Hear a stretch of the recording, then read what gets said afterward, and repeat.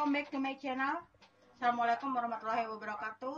Ketemu lagi dengan saya Ena Agustina di segmen Ini Misteri.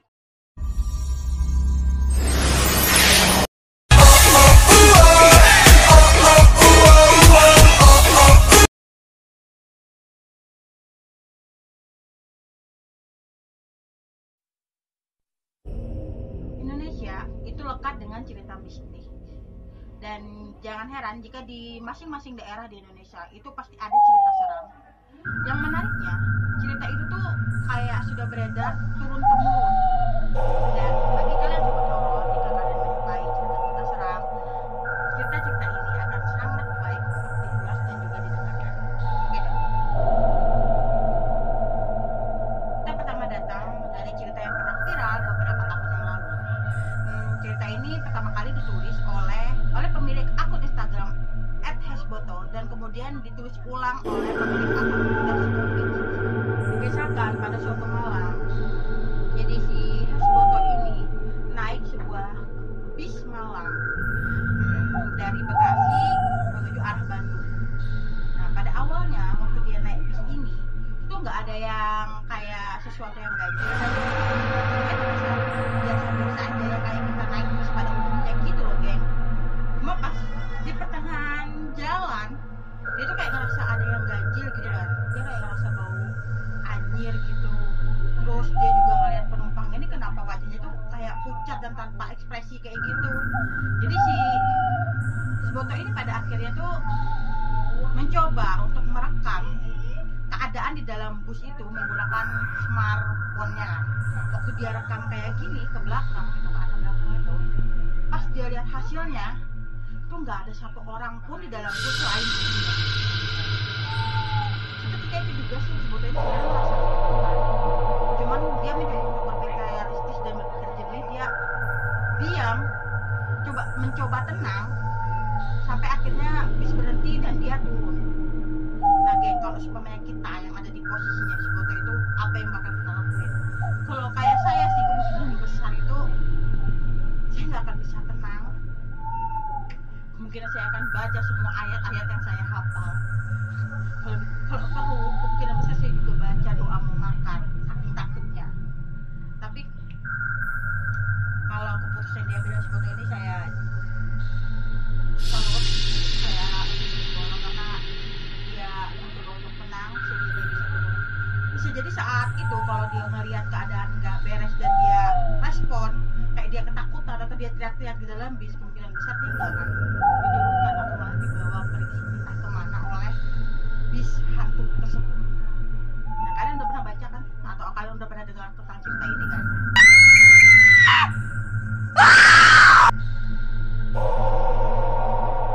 Dan ada cerita lain tentang lantai keramik di salah satu SMA yang ada di Malang. Kalau nggak salah itu SMA 7 atau SMA 1, 3, dan 4 kalau nggak salah ya. Katanya itu di aulanya itu, di lantainya, di ubinnya itu sering terlihat sering bermunculan bercak darah. Dan bercak darah itu ketika dibersihkan bersih, ketika diper apa dibersihkan gitu kan, bercak darahnya itu hilang. Tapi beberapa saat kemudian bercak darah itu akan muncul lagi. Dan anehnya, bercak darah ini tidak pernah hilang dan tetap muncul walaupun ubinnya itu sudah diganti berkali-kali. Kalau kita mikir mungkin itu karena efek keramiknya kotor atau karena keramiknya kena jamur atau apa gitu kan. Kalau misalnya keramiknya diganti sama keramik yang baru, berarti kasus bercak darah yang muncul ini nggak bakal keluar lagi kan. Cuma anehnya, bercak darahnya itu masih sering muncul walaupun sudah diganti dengan keramik atau ubin yang baru. Dan untuk menghilangkan fenomena itu, akhirnya aula SMA atau aula SMA Tugu ini diubah menjadi kayu. Jadi lantai itu jadi lantai kayu berwarna hitam gitu kan. Jadi kalau misalnya fenomena itu muncul juga tidak akan terlihat dan tidak akan membuat para siswa ketakutan gitu kan. Karena di sekolah itu kan yang utama adalah ketenangan dari para siswa-siswinya. Kalau siswa-siswinya merasa was-was dan ngeri atau ketakutan gitu kan, proses belajar dan mengajar pun juga tidak akan terjadi dengan baik. Dan katanya darah-darah itu berasal dari korban pembantaian ketika perang beratus-ratus tahun yang lalu. Selain itu, selain sekolah ya, ada juga cerita tentang hantu penunggu di kampus. Jadi kampus ini adalah kampus UGM, Universitas Gadjah Mada. Jadi kalau yang pernah kuliah di sana pasti tahu tentang sosok penunggu yang satu ini. Sosok penunggu ini dikenal dengan sebutan Mbak Yayu, tapi kita tuh nggak tahu ya Mbak Yayu ini apa nama aslinya atau cuma julukan semata. Jadi katanya di Mbak Yayu ini sering muncul atau sering menampakkan dirinya itu di Universitas Ekonomi. Mbak Yayu ini nggak ini ya, karena aku takutin kayak di film-film horor gitu kan, penunggu sekolah di film-film horor itu kan suka ganggu, megang kaki lah, megang tangan. Enggak, Mbak Yayu ini katanya sering muncul, dia jalan di koridor gitu kan, kemudian menghilang dengan sendirinya. Dan tidak ada yang beda antara Mbak Yayu ini sama manusia gitu. Bedanya Mbak Yayu ini memakai pakaian yang jadul, karena mungkin Mbak Yayu ini sudah menjadi mahasiswa di UGM itu pada tahun-tahun yang udah lama ya, tahun-tahun yang dulu-dulu gitu kan. Jadi cara berpakaian dia itu masih kayak cara berpakaian ketika dia masih hidup. Kabarnya katanya Mbak Yayu ini merupakan mahasiswa, dulunya mahasiswa di UGM, dan dia adalah mahasiswa yang rajin dan juga pintar. Tapi ternyata ketika dia membuat skripsinya itu ditolak ketika sidang, dan itu yang membuat dia kayak depresi dan akhirnya memilih untuk bunuh diri. Dan hingga saat ini Mbak Yayu ini masih sering menampakkan dirinya di Universitas Gadjah Mada, tepatnya di Fakultas Ekonomi. Salah ya, maaf ya dari awal ya, di Fakultas Ekonomi. Nah, si Mbak Yayu ini dia cuma muncul gitu kan, terus menghilang dengan sendirinya. Jauh ini penampakan Mbak Yayu ini ya, seorang perempuan dengan cara berpakaian jadul, berwajah pucat dan tatapan mata yang kosong. Mungkinan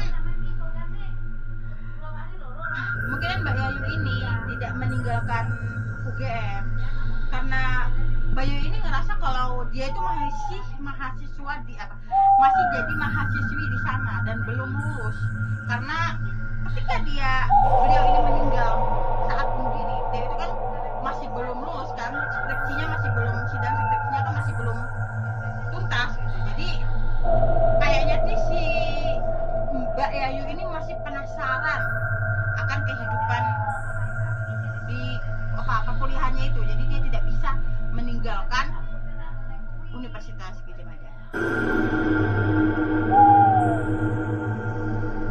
Cerita terakhir yang akan bawakan hari ini adalah cerita tentang seorang ibu yang melahirkan dibantu oleh makhluk halus. Aku nggak ngerti ya, ibu ini memang berasal dari kota itu atau tidak. Tapi kalau misalnya dia tinggal di kota itu, dia pasti tahu kan kalau rumah sakit itu sebenarnya sudah lama. Jadi pada malam hari ada seorang ibu yang melahirkan. Dia diantar oleh suaminya masuk ke dalam sebuah rumah sakit. Waktu dia masuk ke dalam rumah sakit itu, keadaannya itu udah mau lahiran banget gitu kan. Dia langsung dibantu oleh dokter, perawat, bidan, dan lengkaplah kayak kita melahirkan pada umumnya. Suaminya juga melakukan pendaftaran, melakukan tes ini, tes itu, kayak gitu kan. Pokoknya ya komplit lah kayak kita kalau mau lahiran normal di rumah sakit. Tapi ternyata ketika pagi harinya mereka diperbolehkan pulang dan mereka pergi untuk keluar, orang-orang itu semua pada kaget kan, ngelihat ada pasangan membawa bayi yang baru lahir keluar dari rumah sakit Mardi Waluyo Blitar. Dan anehnya rumah sakit itu sudah lama ditinggalkan atau sudah lama tidak pernah dipakai, karena rumah sakit yang baru, rumah sakit Mardi Waluyo ini nih udah dipindahkan ke Karangtengah sana Wetan Blitar. Jadi yang di lokasi tempat ibu itu melahirkan itu udah nggak dipakai. Dan anehnya ibu ini bisa melahirkan dengan normal dan sehat, ibu dan bayinya itu sehat. Padahal mereka melahirkan dibantu oleh sosok yang bukan manusia. Kayak gini ya, pada intinya tuh kita kalau mikir makhluk halus itu kita mikirnya kayak makhluk halus itu bakal ganggu kita, bakal ngusir kita, kayak bikin sakit lah atau apalah. Tapi pada kenyataannya di lain kesempatan, kemungkinan kita dibantu oleh nggak ada. Yang ya buktinya kayak ibu ini kan, dia mau melahirkan pada malam hari dan kemudian dalam rumah sakit yang sebenarnya rumah sakit itu sudah nggak ada penghuninya ya, rumah sakit yang udah ditinggal lama. Tapi ketika beliau masuk ke dalam sana, beliau dilayani dengan baik oleh perawat, oleh staf rumah sakit, padahal aslinya tidak ada orang satupun di sana dan rumah sakit itu sudah sangat-sangat tidak layak untuk ditinggali. Tapi pada pagi harinya ketika mereka diperbolehkan pulang, mereka pulang membawa bayi mereka dalam keadaan sehat, bersih, dan seperti mereka memang benar-benar baru keluar dari rumah sakit umum ya seperti rumah sakit pada umumnya lah. Itulah gimana ya, kita mau bilang kebesaran Tuhan, tapi karena kita tidak pernah tahu kan kalau di sekitar kita itu sebenarnya ada kehidupan lain. Ini rumah saya, sekarang ini rumah saya, tapi kita tidak tahu dulu ini rumah siapa, dulu ini hutan atau apa, dulu di sini pernah dibangun apa, atau dulu ini seperti apa, kita nggak pernah tahu kan siapa yang dulu pernah tinggal di sini. Dan ya saya kasih cerita tentang rumah saya ini kan sebenarnya nggak begitu menarik, cuma kalau di rumah saya ini sebenarnya kayak ada penunggunya gitu. Ini bukan rumah saya ding, ini rumah mama bapak saya. Nah jadi begini, kalau kami di sini misalnya kayak akan ada kejadian atau misalnya pada malam hari mendadak mati listrik gitu kan. Pada waktu itu kan bapak sering kerja di luar kota, tapi ketika listrik padam itu akan ada sosok seperti bapak yang membangunkan kami dan menyuruh kami itu untuk menyalakan lampu minyak. Yang sering dibangunkan itu adalah kakak laki-laki saya. Jadi dibangunkan, "Ibu bangun, nyalakan uble" gitu kan. Bapak asli Jawa ya. Nyalakan uble gitu, kamar adiknya, kamar-kamar lainnya itu dinyalakan semua gitu biar terang. Jadi maksudnya ini kan bangun ini nyalakan lampu, dia mikirnya oh bapak berarti udah pulang dari luar kota gitu. Padahal kenyataannya itu. Dan kalau kejadian yang saya alami itu pernah, kalau misalnya saya lagi hamil itu kebiasaan saya tidur itu kan pakai kelambu kan, karena saya itu udah pernah saya ceritakan kan di konten saya yang lain kalau anak pertama saya itu menjadi korban kuyang. Pada malam itu kan itu sampai 2000 dan suami saya itu kerjanya di kebun sawit kan, tapi saya ada di samping. Kalau pas malam saya tidur tuh nggak sengaja itu keluar dari kelambu. Nggak tahu kenapa bisa keluar dari kelambu. Kemudian mama tuh masuk ke dalam rumah, bangunin saya juga. Padahal mama itu nggak pernah masuk ke rumah saya. Pokoknya penunggu di rumah sini seringnya kayak ngingetkan kami supaya melakukan hal-hal baik kayak gitu kan. Kalau misalnya ada ini ada itu, mereka kayak ngingetkan, mereka kayak ngasih tahu gitu. Kalau misalnya akan terjadi sesuatu, akan terjadi seperti ini, akan terjadi seperti itu gitu kan. Biasanya mereka akan menyerupai orang-orang yang ada di rumah itu. Dan ini pernah terjadi satu kejadian seram ya. Itu tuh anak putri sulung saya kan, waktu itu umurnya kalau nggak salah baru 6 bulan. Nah dia tuh tak tidurnya di dekat pintu.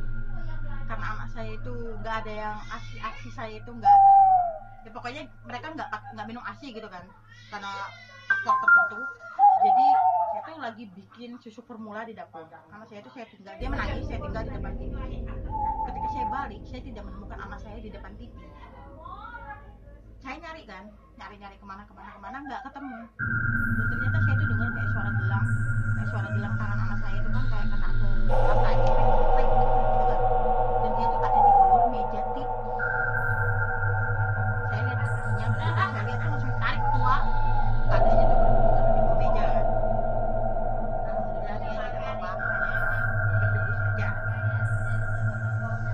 Itu dia pakai, entahlah orang pada bilang kalau waktu itu ya, kalau anak saya itu pakai gitu kayak sebenarnya tuh nggak ngerti juga. Kalau di sini bilangnya tuh gelang sawan. Anak saya waktu itu saya pakainya kayak gitu supaya kalau nggak tahu juga seperti apa ya menurut kepercayaan daerah masing-masing. Kalau di Kalimantan ini gelang-gelang seperti ini menjaga jadi baik dari sawan, dari penyakit duyung. Nah ada tuh penyakit seperti ini. Pada konten-konten selanjutnya akan saya bahas dan akan saya ceritakan. Dan untuk kali ini cukup sampai di sini. Sampai bertemu di lain kesempatan. See you again.